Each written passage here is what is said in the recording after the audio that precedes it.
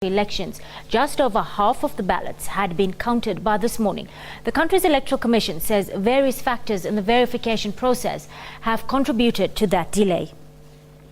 While the ruling party SWAPO appears to be heading for a landslide election victory, the party has already pocketed 77.5% of the votes counted so far. SWAPO's presidential candidate Hage Geingob is leading the race with 87.1%.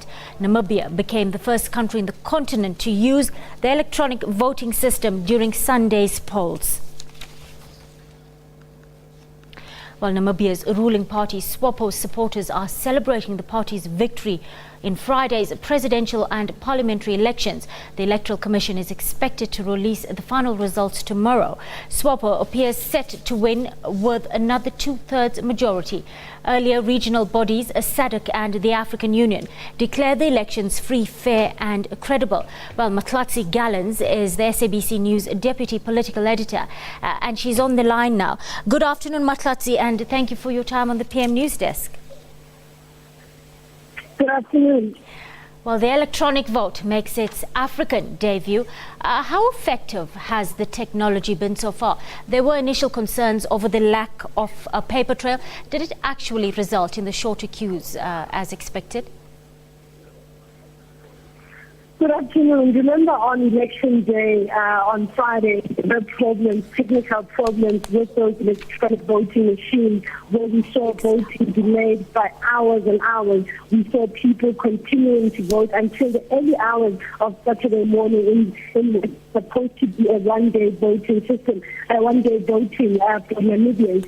And that on the day had actually angered a lot of the opposition parties, many of them saying that they still vindicated that the country was not yet ready for electronic voting. But the Namibian Electoral Commission is saying that people were given a chance to vote and voting hours were extended that were in the queue to be actually able to vote. The one challenge that they did experience was with the mobile voting machines, because there were scheduled times where the voting machines would get one area for about 3 or 4 hours and then expected to move to the next area.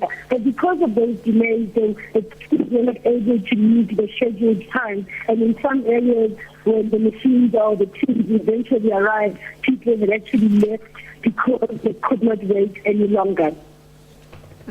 Matlatsi, 2.3 million registered voters this time around. Half of these are the youth, those under 35 years, the born-free generation, born after independence in 1990.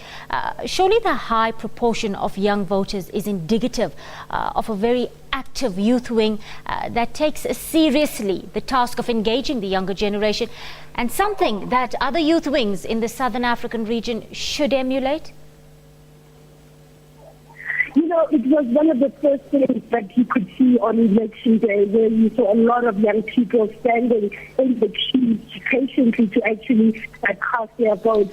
We also had some of the first-time voters that were born after independence and that were voting for the first time. And you could see some of them eagerly and very concerned that they want to actually be able to cast their vote. And I'm sure this is something that a lot of the country of the continent would like to see happen, especially in South Africa. Remember that we had a situation where not enough of the young voters, as anticipated, turned up to register to vote and eventually do vote. Here, a youthful population is very actively involved in the election process.